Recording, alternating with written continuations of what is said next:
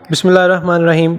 प्यारे दोस्तों, हज़रत आदम अलैहिस्सलाम की तख्लीक में जो 7 किस्म की मिट्टी इस्तेमाल हुई, उनका जिक्र कुरान पाक में कुछ यूँ मिलता है। पहली मिट्टी जो हज़रत आदम अलैहिस्सलाम की तख्लीक में इस्तेमाल हुई, उसको कुरान पाक में तुराब कहा गया है। जिस तरह के अल्लाह ताला ने पारा नंबर 17 सूरह हज की आयत नंबर 5 में इरशाद फरमाया है, हमने तुम्हें खुश्क मिट्टी से पैदा किया। प्यारे दोस्तों, तुराब ऐसी मिट्टी को कहते हैं जो खुश्क हो। और दूसरी मिट्टी जो हज़रत आदम अलैहिस्सलाम की तख्लीक में इस्तेमाल हुई, उसका जिक्र कुरान पाक में 3 के लफ्ज़ से मिलता है। 3 इस मिट्टी को कहते हैं जो भीगी हुई मिट्टी हो या नर्म मिट्टी हो। जिस तरह की अल्लाह ताला पारा नंबर 23 सूरह सवाद की आयत नंबर 17 में इरशाद फरमाता है कि मैं मिट्टी से बशर बनाने वाला हूँ। प्यारे दोस्तों, 3 अरबी जुबान का लफ्ज़ है जिसके लुग़वी मानी गीली या भीगी हुई मिट्टी है।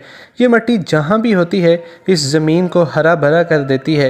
ये मिट्टी ज़मीन के अंदरूनी हिस्से में होती है, जैसा कि हमारे जिस्म के ऊपर वाली जिल्द और नीचे वाली जिल्द की बदौलत हमारे जिस्म से बाल निकलते हैं। और तीसरी मिट्टी जो हज़रत आदम अलैहिस्सलाम की तख्लीक में इस्तेमाल हुई वो हिमाइन है, जैसा कि अल्लाह ताला कुरान पाक की सूरह हजर की आयत नंबर 26 में इरशाद फरमाते हैं, और बेशक हमने इंसान को बजती हुई मिट्टी से बनाया जो असल में एक स्याह बदबूदार गारा थी। चौथी किस्म की मिट्टी जो हज़रत आदम अलैहिस्सलाम की तख्लीक में इस्तेमाल हुई, उसको मसनून कहा जाता है। मसनून वो गारा होता है जो पानी में कई रोज रहने की वजह से बदबूदार और स्याह हो चुका हो। पांचवी मिट्टी जो हज़रत आदम अलैहिस्सलाम की तख्लीक में इस्तेमाल हुई को तीनुल अज़ यानी लेसदार मिट्टी कहा जाता है। जिस तरह अल्लाह ताला ने कुरान पाक की सूरह सफ़ात की आयत नंबर 11 में इरशाद फरमाते हैं कि बेशक हमने इंसान की असल मतलब हज़रत आदम अलैहिस्सलाम को लेसदार मिट्टी से पैदा फरमाया। और नंबर 6 पर जिस मिट्टी को हज़रत आदम अलैहिस्सलाम की तख्लीक में इस्तेमाल किया गया, इसको कुरान पाक में सलसाल कहा गया है, यानी खनखनाती हुई मिट्टी।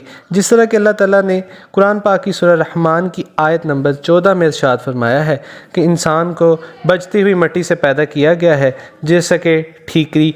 और नंबर 7 पर जिस मिट्टी को हज़रत आदम अलैहिस्सलाम की तख्लीक में इस्तेमाल किया गया, उसको फ़खार कहा गया है, यानी पक्की मिट्टी या ठीकरी मिट्टी।